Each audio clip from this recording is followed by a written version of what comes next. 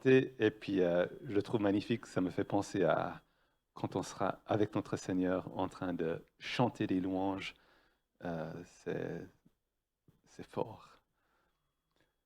David, je prie de te rapprocher. On se réjouit de t'écouter. Je vais juste prier pour toi. Merci Seigneur. Merci pour ton serviteur David.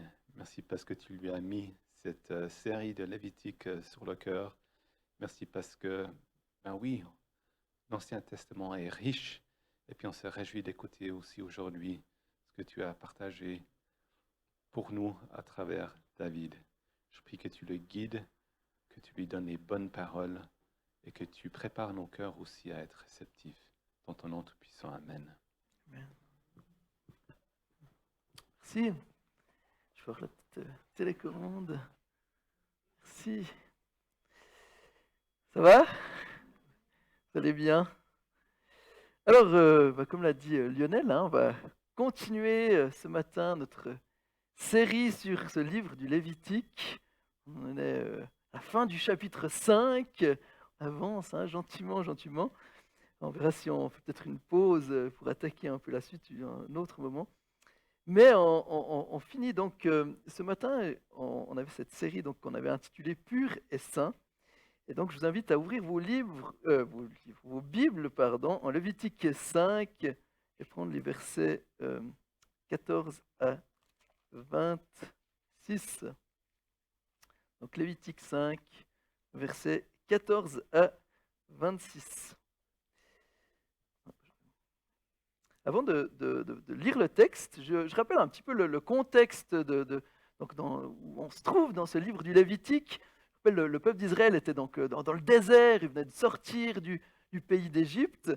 Et puis là, dans le désert, Dieu fait alliance avec son peuple. Le peuple d'Israël reçoit les 10 commandements. Au Sinaï, Dieu donne sa loi.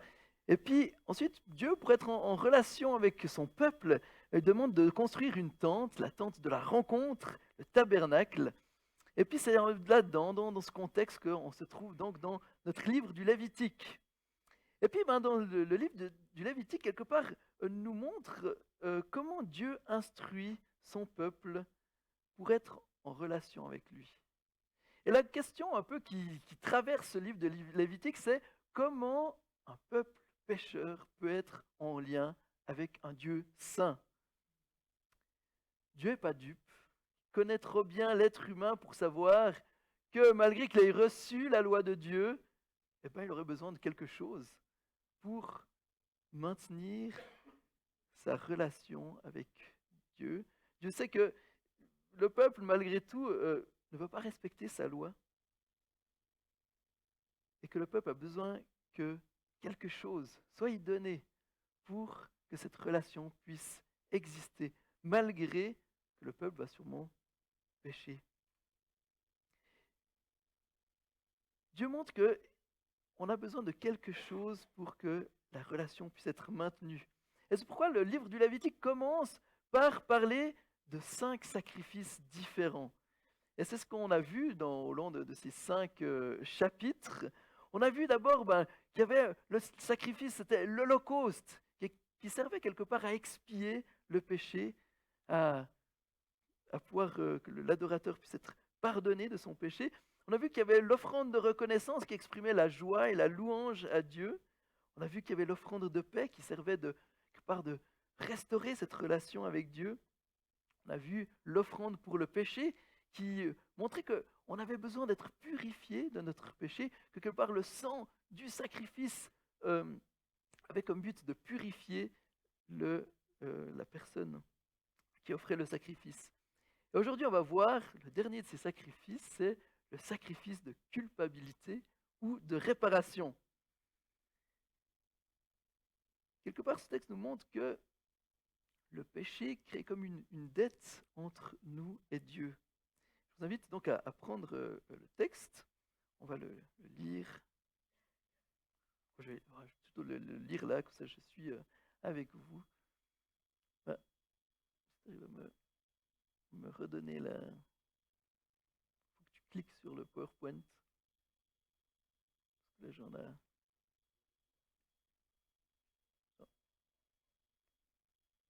doit faire des problèmes sur l'ordinateur. Le truc, c'est que ça commande l'ordinateur, alors s'il y en a pas dans la bonne fenêtre. Ah, il faut juste que tu cliques sur Power.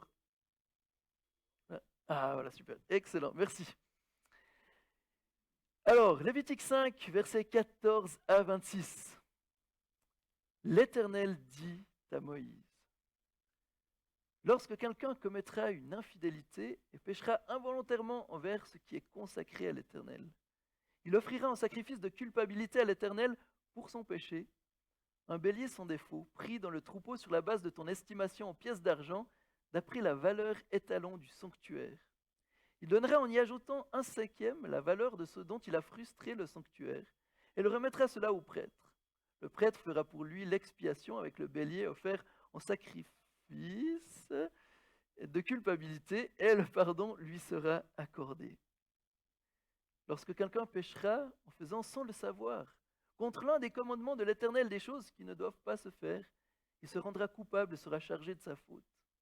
Il présentera au prêtre un sacrifice de culpabilité, un bélier sans défaut, pris du troupeau d'après ton estimation. Le prêtre fera pour lui l'expiation de la faute qu'il a commise sans le savoir, et le pardon lui sera accordé. C'est un sacrifice de culpabilité. Cet homme s'était rendu coupable envers l'Éternel.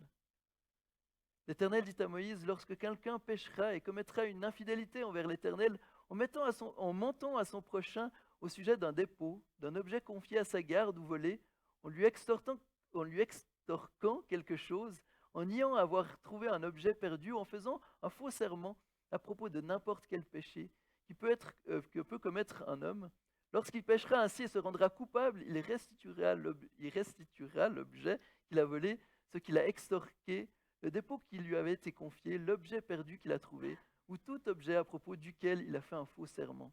Il le restituera intégralement, y ajoutera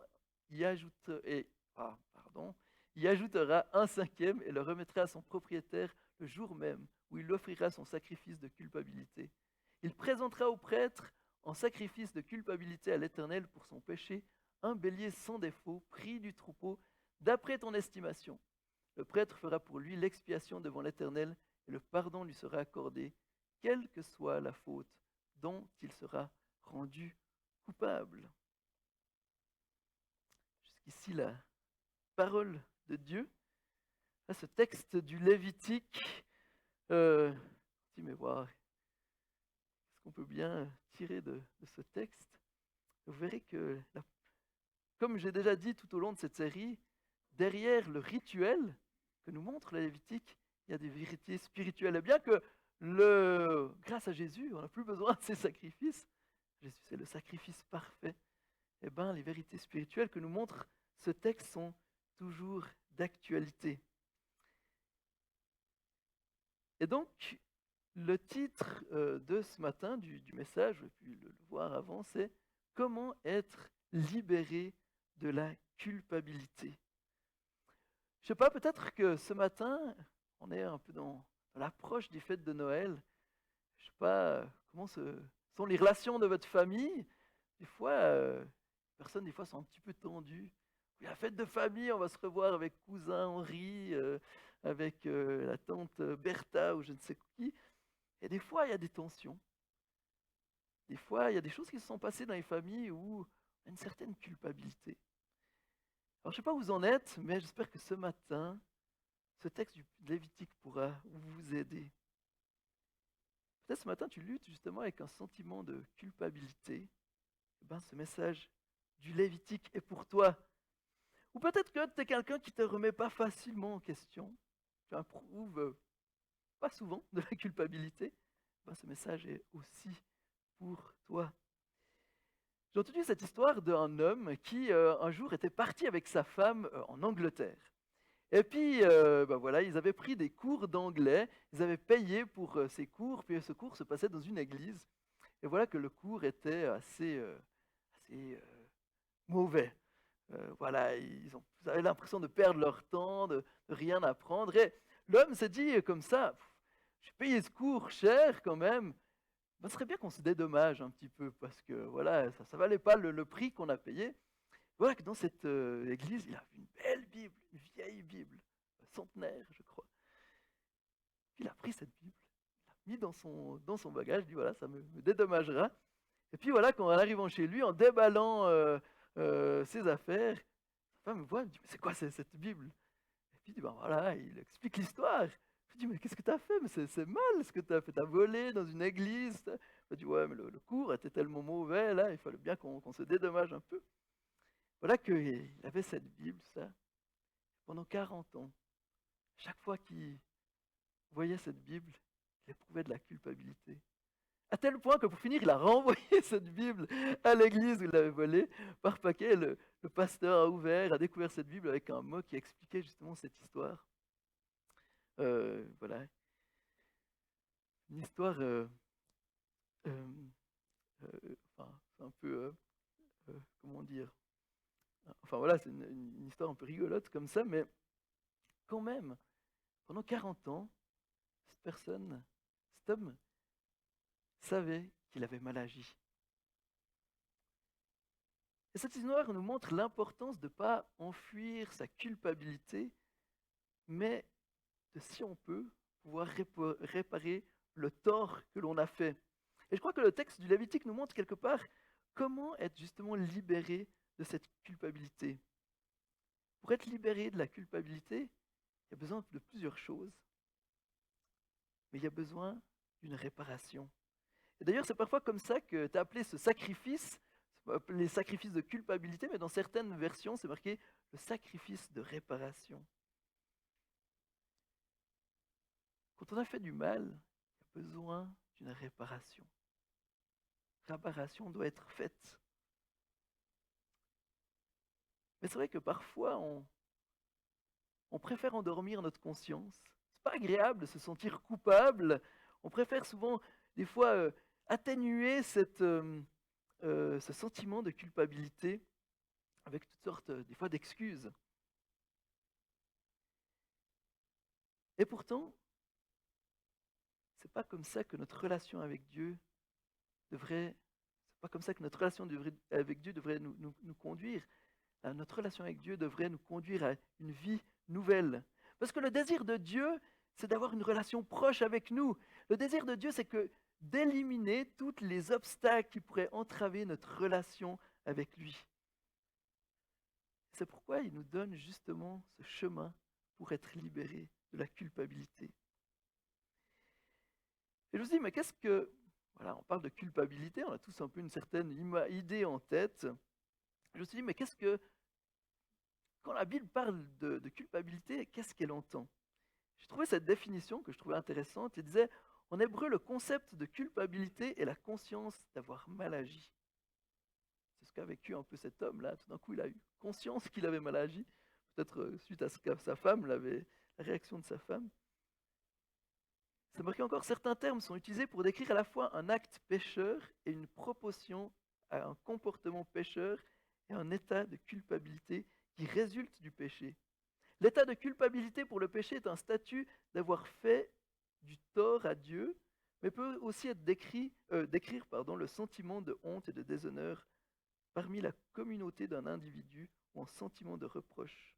Dans le Nouveau Testament, il existe une relation similaire entre les concepts de péché et de culpabilité. Les termes grecs courants pour la culpabilité, cependant, transmettent le sens que la culpabilité est un statut de dette ou d'obligation envers quelqu'un et est susceptible d'être punie. Ainsi, la culpabilité est conceptualisée comme le fait de mériter une punition pour avoir commis une faute. Voilà un peu ce que la Bible nous dit de la culpabilité. Donc, culpabilité est toujours liée à un acte de péché. Quand on a fait quelque chose de mal. Et c'est vrai que là, il y a besoin de distinguer entre la vraie culpabilité, la bonne culpabilité qui est en lien avec justement un péché, et des fois une fausse culpabilité qu'on peut avoir où on n'a rien fait de mal, mais on se culpabilise pour rien. Mais ça, on y reviendra plus tard. Avant de voir plus en détail qu'est-ce que nous montre ce texte sur justement ce statut de culpabilité, je me suis dit, mais comment est-ce qu'aujourd'hui la psychologie aborde ce concept de la culpabilité? Et puis, en fait, j'ai cherché un petit peu parce que je voulais vous montrer ce matin. Je me suis dit, je vous ai dit, je veux dire, voilà ce que la psychologie dit, voilà ce que la Bible dit, et puis montrer combien la Bible avait raison. Et c'est vrai que j'ai trouvé des recommandations qui étaient un peu farfelues, des fois, un petit peu pour endormir justement cette culpabilité. Un site que j'ai vu disait, voilà, faut simplement se dire, on a fait de son mieux. Voilà. Si tu as fait de ton mieux, ben voilà, et arrête d'être coupable, de te sentir coupable. Voilà, alors là j'étais content, ça allait dans mon sens. Puis tout d'un coup, je suis tombé sur un autre site qui s'appelait monpsy-et-moi.com et qui donnait 7 étapes pour être libéré de la culpabilité. Et en lisant ces 7 étapes, je me suis dit, bah, tiens, c'est intéressant, parce qu'en fait, ça ressemble à ce que nous dit ce texte. Alors, on va le voir justement ensemble, un peu ces 7 étapes, et je vais mettre en lien avec ce que nous dit justement le texte. Premièrement, ce site, il disait, il faut reconnaître le sentiment de culpabilité. Et ça rejoint un petit peu ce que nous dit notre texte, parce que je crois que, premièrement, notre texte nous dit que on a besoin de reconnaître sa culpabilité.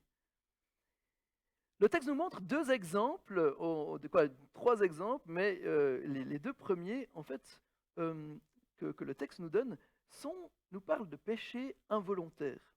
Le premier décrit une personne qui pêche involontairement contre quelque chose de consacré à Dieu. Et le deuxième décrit une personne qui pêche sans le vouloir contre les commandements de Dieu. On peut dire, bah, c'était pas voulu.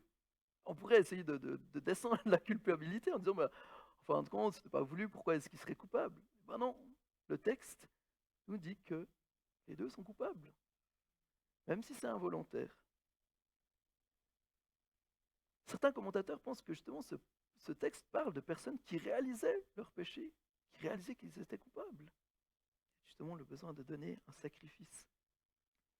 Mais quoi qu'il en soit, je crois qu'on peut voir dans ce texte l'importance de reconnaître notre culpabilité quand c'est le cas, lorsqu'on a mal agi, lorsqu'on a fait quelque chose de mal ou de faux.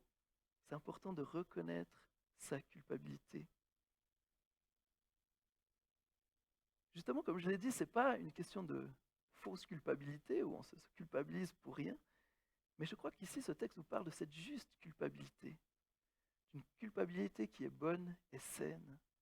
Et d'ailleurs, dans la psychologie, dans les choses que j'ai pu lire, ils disent que justement, une bonne culpabilité, c'est quelque part un signe de santé mentale, ou d'avoir en tout cas une bonne, voilà, une idée une certaine empathie envers le tort qui a été commis.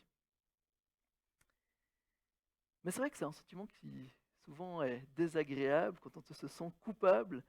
Et souvent, on a plutôt le réflexe d'essayer d'anesthésier ce sentiment, voilà, de le relativiser en disant bah, c'est pas si grave, ou alors c'est la faute de X ou Y. Et pourtant, la Bible, elle souligne l'importance de reconnaître son péché. Je fais un lien avec le message que j'ai donné la fois passée sur le Lévitique, je ne sais pas si vous vous en souvenez, mais c'était justement ce point-là. C'est-à-dire, mais même quand on fait des choses involontaires, ça ne nous déculpabilise pas. Comme les enfants, ils tapent leur frère ou leur sœur sans faire exprès, ils disent « Oh, je n'ai pas fait exprès, ben, c'est pas grave, tu es coupable, la même chose. » Et quelque part, on doit se rendre compte que face au mal, qu'on le veuille ou pas, quand on pêche, quand on fait quelque chose de mal, on est coupable. Mais c'est vrai que notre culture, elle n'aime pas trop ça. On a un petit peu de la peine avec ce sentiment de culpabilité.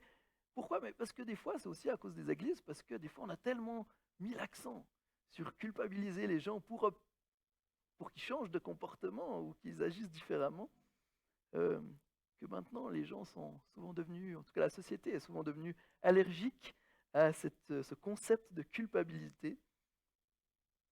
Mais le problème, c'est que souvent, on a parlé de la culpabilité sans amener justement ce que ce texte nous dit, sans amener les gens à la grâce et au pardon.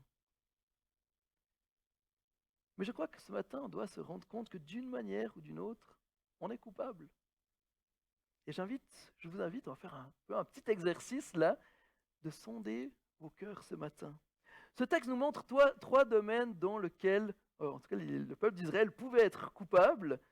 C'était premièrement par rapport à Dieu et à son culte. Dans le premier exemple qu'il nous a donné, c'est quelqu'un qui pêche contre quelque chose qui est consacré à Dieu. Alors bien que c'est assez difficile à comprendre, qu'est-ce que le texte entend vraiment par rapport à ce péché-là, il semblerait que, voilà, que c'était peut-être un manquement dû à la dîme, ou bien, voilà, où il y a des coups de canon, là, on se fait se tirer dessus. Ou alors c'était peut-être par rapport, ben, des fois, par rapport à certains sacrifices, il fallait offrir quelque chose au prêtre et peut-être que ben, la personne n'avait pas fait, ou bien c'était peut-être un vœu que la personne n'avait pas tenu. Euh, des fois, on consacrait des choses à Dieu, ça veut dire qu'on disait, ben, Seigneur, ça t'appartient. Et peut-être que la personne avait fini par en fait, garder cette chose pour elle au mieux de l'offrir à Dieu. Ça fait un petit peu penser à l'histoire d'Ananias et Saphira, où quelque part ils ont dit, ben, voilà, on donne notre champ au Seigneur. En fait, on donne le prix du champ qu'on a vendu au Seigneur, mais en fait, ils avaient gardé une partie pour eux. J'aimerais t'inviter ce matin à réfléchir, est-ce que tu t'es rendu coupable ces derniers temps envers Dieu, envers peut-être le culte que tu devrais lui donner? Est-ce que tu as consacré des choses à Dieu que pour finir tu n'as pas respecté, que tu as gardé pour toi? Est-ce que tu as négligé le culte à Dieu? Des fois on chante ce chant oui, prends tout Seigneur, oui, prends tout Seigneur. Mais en réalité, ouh là là, quand on doit donner vraiment, c'est plus difficile. Quelque part, la Bible nous dit aussi qu'on est le temple du Saint-Esprit. Quelque part, on est aussi consacré à Dieu en tant que personne. Et quelque part, quand on néglige peut-être notre culte personnel, est-ce qu'on n'est pas en train de voler du temps qui appartient à Dieu? Et peut-être par rapport à l'Église. Dieu vous a placé ici pour que vous ayez un rôle à jouer, pour que vous apportiez quelque chose pour le bien de tous. Peut-être que manque d'investissement, c'est peut-être aussi justement porter préjudice à des choses qui sont consacrées à Dieu. Donc j'aimerais vraiment t'inviter à réfléchir ce matin si, d'une manière ou d'une autre, tu dis, c'est vrai, peut-être que j'ai négligé des choses de Dieu. Peut-être que, sans le savoir, involontairement, parce que c'est ce qui est marqué dans ce texte, eh ben, j'ai volé Dieu. J'ai pris le temps qui lui était consacré. J'ai pris peut-être l'argent que j'avais prévu à donner à une association ou à quelqu'un d'autre. Et pour finir, j'ai renoncé parce que j'avais vite une facture à payer. Si c'est ton cas, j'invite ce matin à pouvoir reconnaître ta culpabilité et puis à venir vers Dieu. Deuxièmement, ce texte nous montre que on peut être coupable par rapport à Dieu et à ses commandements. De nouveau, le texte nous parle d'actes involontaires. Et ma question pour toi ce matin, c'est comment avais-tu vécu ta semaine? Est-ce que tu as respecté les commandements de Dieu? Est-ce que tu t'es dit chaque jour en te levant, Seigneur, j'ai envie de respecter tes commandements? Comment s'est passée ta semaine avec tes collègues, avec ta famille, avec tes enfants, avec tes parents peut-être? Comment s'est passée ta semaine avec ton prochain, la personne qui t'a coupé la route quand tu allais prendre ton train, ou alors la personne qui t'a dépassé en voiture en te faisant une queue de poisson? Quelle a été ton attitude? Est-ce que tu as pris le temps de penser à ça? Dire, Seigneur, comment est-ce que je suis par rapport à tes commandements? Est-ce que tu as pris le temps, face à tes fautes, de faire comme les Israélites, de venir devant Dieu pour recevoir son pardon? Est-ce que tu as pris le temps cette semaine de te repentir de tes erreurs et de demander à Dieu sa force de faire mieux? Je ne sais pas si vous l'avez fait ou pas, mais en tout cas, moi, je réalise des fois dans ma vie, on n'a pas toujours ce réflexe. Et je crois que malheureusement, des fois, on néglige ce sentiment. On néglige, par on sait, ah, Dieu nous pardonne, on continue, comme si de rien n'était. Mais je crois que c'est bon. Il y a cette bonne culpabilité. Cette culpabilité qui nous oblige de nous arrêter, de nous dire, mais là, j'ai vraiment fait quelque chose de mal. J'ai besoin de recevoir le pardon de Dieu. La Bible nous parle de la repentance. C'est de nouveau pas un mot qu'on aime entendre, et pourtant la repentance, c'est quelque chose de tellement beau. Repentance, c'est venir devant Dieu, reconnaître son péché, et dire, mais je ne veux plus marcher selon ce péché, je veux marcher d'une vie nouvelle. Et si ce matin, tu réalises justement que peut-être cette semaine, tu as fait quelque chose de faux, et que d'un coup, tu as ce sentiment de culpabilité qui monte dans ton cœur, eh ben, viens vers Dieu pour recevoir son pardon. Le troisième exemple que nous montre ce texte, c'est qu'on peut être coupable par rapport à notre prochain. Il est question de relation, et la fin du texte nous parle justement que si on a péché par rapport à quelqu'un d'autre, en gardant un objet par exemple qui ne nous appartenait pas, ou qu'on a menti par rapport à un objet qui aurait été trouvé, si quelqu'un cherche quelque chose qu'il a perdu, vous dites non, non, j'ai rien vu, puis en fait c'est nous qui l'avons trouvé, mais que, imaginez-vous, je sais pas, vous marchez dans la rue, et puis il y a un billet qui tombe là, et puis ouf, on le prend, puis la personne d'un coup se retourne, dit mais j'ai perdu mon argent, puis dit non, non, non, j'ai rien trouvé. Enfin voilà, c'est ce genre de choses qui est parlé un petit peu dans ce texte. Euh, mais je trouve intéressant justement cette question par rapport au prochain. Et de nouveau, je vous pose la question, qu'en est-il de vos relations? On a parlé justement des fêtes de Noël tout à l'heure, j'ai dit que des fois il y a des tensions dans des familles, et j'aimerais vous inviter à réfléchir, est-ce que vous êtes rendu coupable vis-à-vis de quelqu'un de votre famille, vis-à-vis peut-être d'un voisin ou quelqu'un d'autre? Comment est-ce que vont tes relations? Oups, voilà, j'ai trop- Ou alors est-ce que tu as chez toi un objet qui ne t'appartient pas? Vous savez, des fois, quand on prête quelque chose à quelqu'un, tout d'un coup, voilà, on fait un peu de ménage chez nous, puis on retrouve un objet qu'on nous avait prêté, peut-être des fois des années en arrière, qui sont toujours chez nous. Quelque part, c'est de ça que parle ce texte. On peut dire, c'est pas très grave, enfin, s'il l'a jamais redemandé, c'est pas parce que la personne l'a pas redemandé que ça nous appartient. C'est pas parce que ça fait 10 ans que l'objet est à nous. Quelque part, c'est ce qu'il est question aussi ici. On est coupable quand on prend un objet qui ne nous appartient pas, ça s'appelle du vol. Alors moi, en travaillant ce texte, ça m'a fait réfléchir, hein. Je me souviens que j'ai une rallonge qui ne m'appartient pas, qu'on m'a prêtée. Je me suis dit, ouais, ça serait bien que je la rende. Mais enfin, voilà, c'est ça. Quelque part, ben oui, je suis coupable par rapport à cet ami d'avoir toujours cette rallonge chez moi. Mais donc, si c'est ton cas, ce matin, si tu penses à quelque chose, un objet, ou peut-être quelque chose qu'on t'a prêté maintenant qui est fichu, parce qu'en fin de compte, le temps a passé, puis c'est devenu tout rouillé, bah, c'est pas grave, c'est pas grave, oui, c'est grave en fait. Tu as pris quelque chose à quelqu'un et tu ne lui as pas rendu. Quelque part, tu es coupable.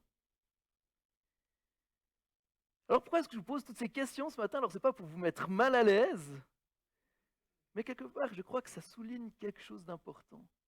Le péché est toujours trop grave. Le péché a toujours des conséquences dans nos vies.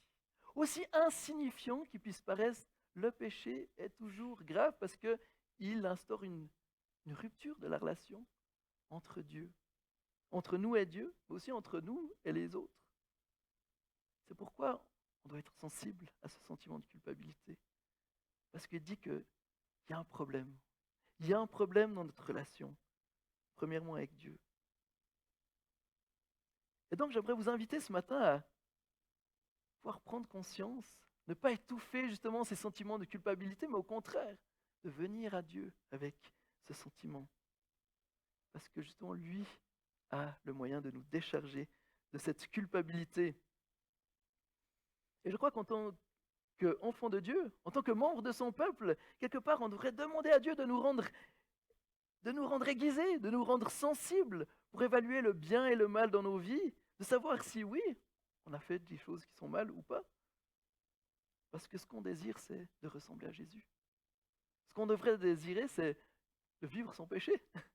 Alors bien sûr que On le vivra pleinement dans l'éternité, mais là, on est toujours en lutte. Mais justement, on a besoin de reconnaître nos fautes.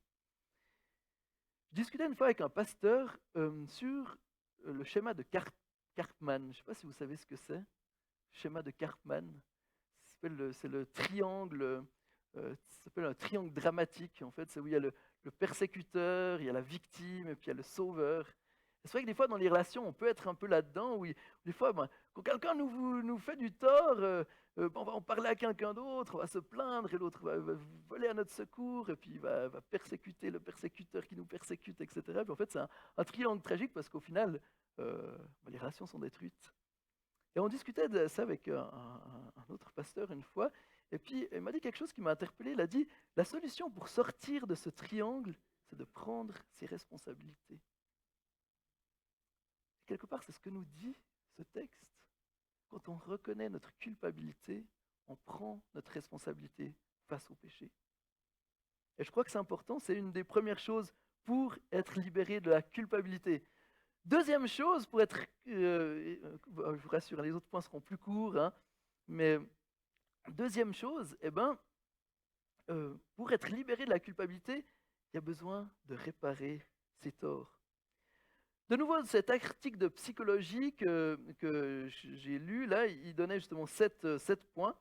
Mais je crois que ce point, en fait, résume les deux au 6e point de l'article.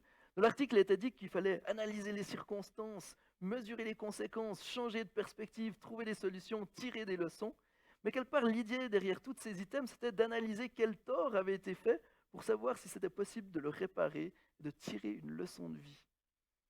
Et quelque part, c'est de nouveau ce que nous encourage ce texte.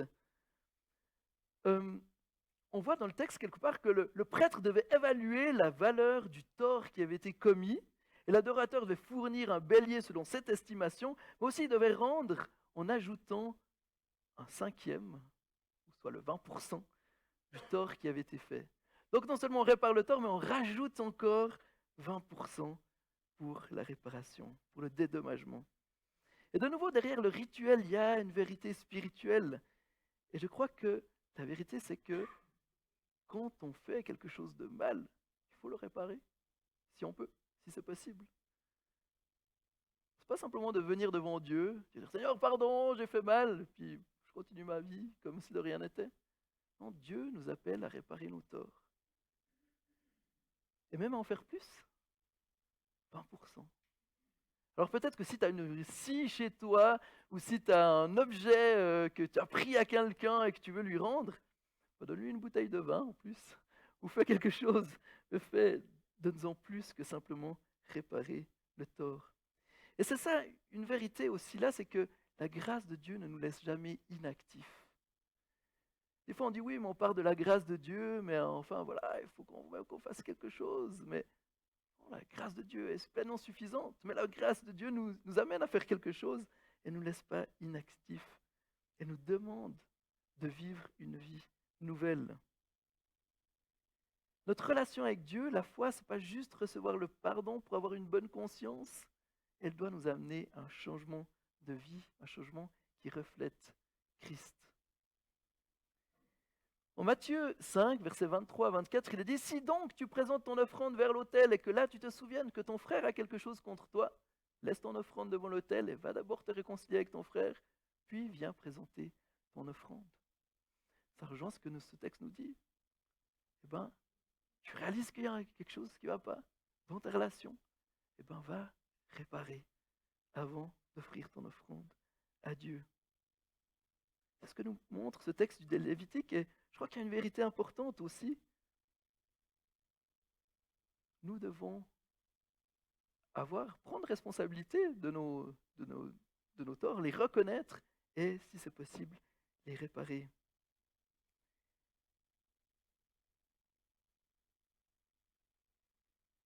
Je me rappelle que il y a quelque temps, justement, quand on était au début de notre mariage avec Sarah, alors je vous dis quelque chose, mais en fait, elle avait piqué dans des magasins. Moi, j'avais fait aussi ça. En fait, une fois, elle a eu la conviction, Sarah, alors elle n'était pas encore chrétienne quand elle a volé, mais quand elle était jeune, ado, Sarah, elle a piqué des choses dans des magasins comme ça. Et puis tout d'un coup, ben voilà, après s'être convertie, sa relation avec Dieu, elle se dit, d'un coup, elle a eu à cœur d'aller rembourser. Ça n'est pas une... Enfin voilà, c'était quand même quelques centaines de francs.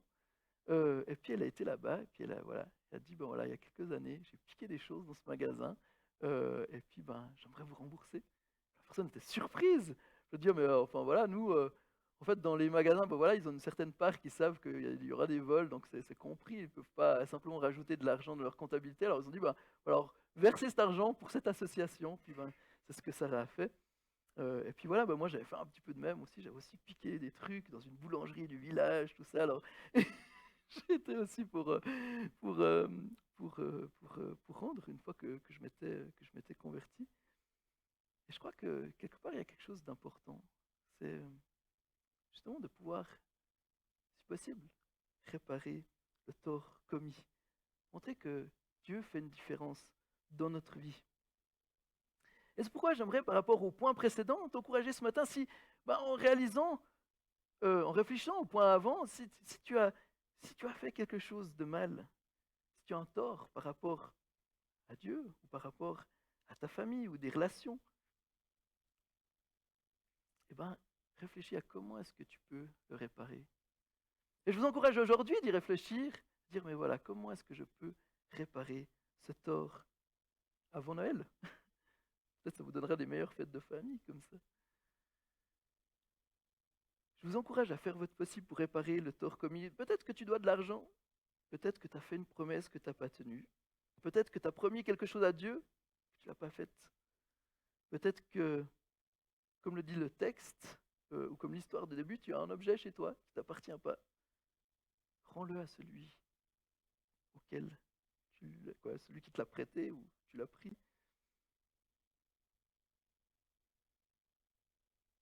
Mais fais pas simplement de réparer ce tort, mais réfléchis, Seigneur, qu'est-ce que je peux faire pour en faire un peu plus?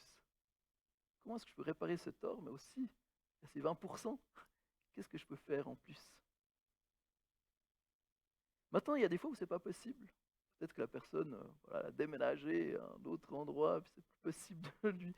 Enfin, on n'a plus de contact. Ou regarde avec Dieu, qu'est-ce que tu peux faire pour réparer ce tort? J'ai lu justement dans ce truc psychologique là, il disait que en fait, même si c'était pas possible de réparer le tort avec la personne, un geste de réparation, ça avait de l'importance. Et des fois, peut-être que comme ce magasin qui avait dit à ma femme, voilà, nous, on ne peut pas recevoir votre argent, mais versez à cette association l'argent que vous auriez dû nous donner. Des fois, ça peut être ça. S'il n'y a plus la possibilité de réparer notre tort, demandez à Dieu, Seigneur, qu'est-ce que je peux faire pour t'honorer et réparer le tort que j'ai fait? Donc si Dieu te met à cœur quelque chose ce matin, fais-le. J'ai entendu, alors c'est pas une histoire vraie que je vais vous dire là, mais elle est inspirée d'une histoire vraie. Quelqu'un me disait une fois que voilà, il avait une tension dans sa famille. Quelqu'un a été vraiment méchant avec elle. Puis il s'est dit, mais je vais réparer cette relation. Moi, j'avais aussi mal agi. Et puis elle a demandé pardon à la personne. Et puis en fait, elle s'est fait vraiment éjecter, quoi, rejeter. Et puis voilà. Mais elle m'a dit, malgré tout, j'avais quand même la paix. Parce que moi, j'avais fait ma part. J'avais réparé quelque part ma part. Si l'autre, la Bible dit aussi, soyez en paix avec tous les hommes, pour autant que cela dépende de vous. Et ça n'empêche pas que même si l'autre n'est pas prêt, on peut essayer quand même de réparer notre part. Donc on a vu que pour être libéré de la culpabilité, c'était premièrement important de reconnaître notre culpabilité et deuxièmement de réparer nos fautes si possible. Et pour finir, l'important, c'est de recevoir le pardon. C'est aussi comme ça que termine cet article de psychologie. Il dit, il faut se pardonner. Alors, la Bible nous dit pas, c'est pas simplement nous se pardonner, mais recevoir le pardon de Dieu. Et quelque part, c'est là la bonne nouvelle. Et c'est la bonne nouvelle du texte de ce matin, c'est que le pardon est possible. Et d'ailleurs, le texte finit avec ces mots. Et le sacrificateur fera pour lui l'expiation devant l'Éternel et lui sera pardonné, quelle que soit la faute dont il sera rendu coupable. Et c'est ça la bonne nouvelle. C'est ça la bonne nouvelle, Dieu veut pas simplement qu'on se sente coupable et puis qu'on paye nos fautes. Non, il veut nous donner son pardon. Quelque part, Jésus est celui qui a payé la dette à notre place. Il est celui qui nous est, quelque part, qui accomplit pleinement ce sacrifice que nous montre ce texte du Lévitique. Comme j'ai dit, le but du sacrifice, c'était de rétablir la relation. Et c'est ce que fait Jésus pour nous. Par sa grâce, Jésus rétablit notre relation avec Dieu en payant à notre place, en mourant à notre place à la croix. Et on voit tout le long de ce texte, quelque part, à chaque fois, il y a le sacrifice et le pardon est offert. Et le pardon est donné. Et j'aimerais juste prendre avec vous ce texte d'Ésaïe. J'hésitais de prendre un bout, mais en fait, je me suis dit, il est tellement beau qu'on va tout lire, mais quelque part qui nous montre comment est-ce que Jésus est ce sacrifice parfait. Ésaïe a écrit avant que Jésus même soit venu sur la terre, mais c'est justement un texte un texte prophétique qui nous parle de ce que Jésus va accomplir. C'est marqué: qui a cru à notre prédication? À qui le bras de l'Éternel a-t-il été révélé? Il a grandi devant lui comme une jeune plante, comme un rejeton qui sort d'une terre toute sèche. Il n'avait ni beauté ni splendeur propre à attirer nos regards, et son aspect n'avait rien pour nous plaire. Méprisé et délaissé par les hommes, homme de douleur habitué à la souffrance, il était pareil à celui face auquel on détourne la tête. Nous l'avons méprisé, nous n'avons fait aucun cas de lui. Pourtant, ce sont nos souffrances qu'il a portées. C'est de nos douleurs qu'il s'est chargé. Et nous l'avons considéré comme puni, frappé par Dieu et humilié. Mais lui, il était blessé à cause de nos transgressions, brisé à cause de nos fautes. La punition qui nous donne la paix est tombée sur lui. Et c'est par ses blessures que nous sommes guéris. Nous étions tous comme des brebis égarées, chacun suivant sa propre voie. Et l'Éternel a fait retomber sur lui nos fautes à tous. Il a été maltraité, il s'est humilié, il n'a pas ouvert la bouche. Pareil à un agneau qu'on mène à l'abattoir, à une brebis muette devant ceux qui l'attendent, il n'a pas ouvert la bouche. Il a été enlevé sous la contrainte et sous le jugement, et dans sa génération, qui s'est inquiété de son sort? Qui s'est soucié de ce qu'il était exclu de la terre des vivants, frappé à cause de la révolte de mon peuple? On a mis son tombeau parmi les méchants et sa tombe avec les riches, alors qu'il n'avait pas commis de violence et qu'il n'avait pas eu de tromperie dans sa bouche. L'Éternel a voulu le briser par la souffrance. Si tu fais de sa vie un sacrifice de culpabilité, vous voyez, sacrifice de culpabilité, il verra une descendance et vivra longtemps. Et la volonté de l'Éternel sera accomplie par son intermédiaire. Après tant de troubles, il verra la lumière et sera satisfait. Par sa connaissance, mon serviteur juste procurera la justice à beaucoup d'hommes. C'est lui qui portera leurs fautes. Voilà pourquoi je lui donnerai sa part au milieu de beaucoup, et il partagera le butin avec les puissants. Parce qu'il s'est dépouillé lui-même jusqu'à la mort et qu'il a été compté parmi les criminels. Parce qu'il a porté le péché de beaucoup d'hommes et qu'il est intervenu en faveur du coupable. Chers amis, voilà la bonne nouvelle de ce texte. Jésus est intervenu pour les coupables. Donc quand tu te sens coupable, quand tu réalises que tu as mal agi, Jésus est là. Jésus est ce sacrifice. Jésus est celui qui ôte notre culpabilité. Jésus est celui vers qui toute notre dette est effacée. Est-ce que c'est pas magnifique? Pensez à ce que vous avez fait de mal qui vous est revenu pendant ce matin et réalisez que Jésus est mort pour ça. C'est plus besoin d'être coupable face à ça. Maintenant, ça ne nous empêche pas de faire quand même. Dieu nous appelle à un changement de vie. Donc si on peut réparer, réparons. On est libéré face à Dieu. Jésus est ce sacrifice de culpabilité qui nous libère.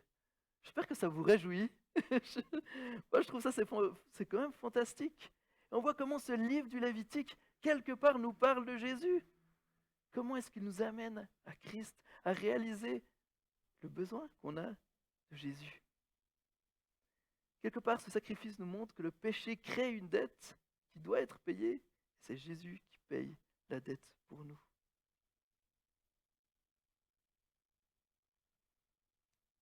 Le sacrifice de Jésus couvre tous nos péchés. Et si ce matin, peut-être justement, certains luttent avec une mauvaise culpabilité, ou malgré tout, on se dit, mais je me sens toujours coupable. Eh bien Jésus, en Jésus, tu peux être libéré de cette culpabilité. Ne sois pas plus sévère envers toi-même que ce que Dieu ne l'est. Si Dieu a accepté le sacrifice de Christ à ta place, eh ben, tu peux recevoir ce pardon. Mais des fois, on a de la peine à recevoir le pardon. Et pourtant, c'est la bonne nouvelle que ce texte nous donne. Nous avons cette grâce en Christ. Et Christ peut nous donner la force de changer. Je ne sais pas si vous connaissez justement cette histoire que la Bible nous donne aussi de Zachée. Zachée qui était le chef des collecteurs d'impôts, qui était mal vu. Et qu'est-ce qui se passe quand Jésus vient vers lui? Zachée va dire, si j'ai fait du tort, je vais y rendre au quadruple. Si j'ai volé ou fait du tort à quelqu'un, je vais lui rendre jusqu'au quadruple. Il va même aller plus loin que ce que justement le Lévitique demanderait. La rencontre de Zachée avec Jésus change sa vie. Il est prêt à faire plus que ce qui lui était demandé. Et quelque part, c'est ce que devrait produire la grâce en nous. Quand on réalise cet amour dont Dieu nous a aimés, cette grâce qu'il nous a fait, alors ça devrait nous donner cette force d'oser faire face peut-être à celui qu'on a blessé ou lésé, et pouvoir faire quelque chose de bien pour cette personne. Et donc j'aimerais juste vous inviter à un petit moment de réflexion, juste prendre une minute comme ça de silence et j'invite à réfléchir. Qu'est-ce que Dieu te met à cœur ce matin? Est-ce qu'il y a une faute qui te vient comme ça en tête? Est-ce que tu dis, tiens, ça c'est quelque chose que je devrais réparer? Je vais y réfléchir, pouvoir regarder à Jésus, pouvoir dire, mais merci Seigneur parce que tu m'as pardonné pour ça. Merci parce que je reçois cette grâce. Et Seigneur, donne-moi la force de prendre les choses en main et de, si c'est possible, faire réparation. Voilà, j'invite juste à réfléchir une minute.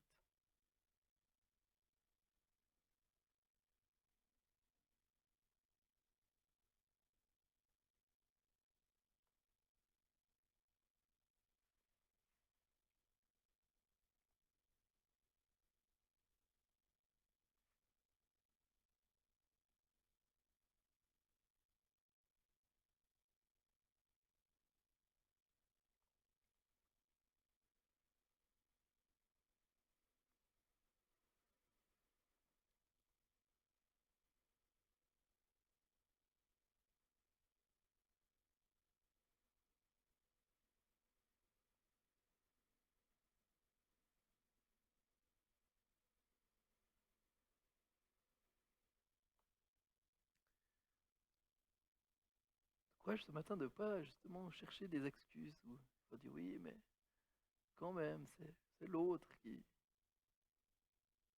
Mais non, réfléchis, quelle est ta part? Quelle est ta part de responsabilité?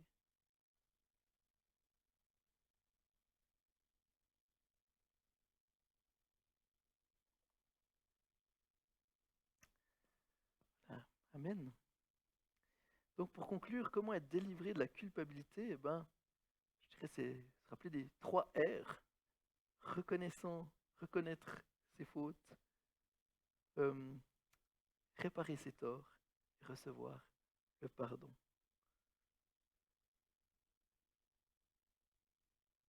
Et justement, on arrive au terme donc de ces sacrifices qui nous étaient donnés dans le livre du Lévitique. Et je trouve juste, j'aimerais souligner pour vraiment pour finir comment justement Jésus est l'accomplissement de tous ces sacrifices.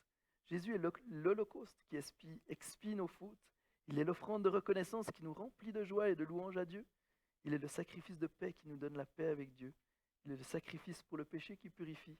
Il est le sacrifice de culpabilité qui paye notre dette. Que Dieu vous bénisse, qu'il vous donne aussi dans ce temps de Noël de pouvoir pleinement vivre cette liberté par rapport à la culpabilité et qu'il puisse vous garder en lui par sa grâce. Je vais encore prier.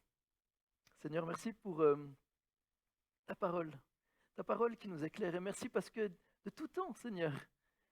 Tu as fourni ce dont on avait besoin pour réparer nos péchés, pour nous sauver, pour réparer cette relation avec toi.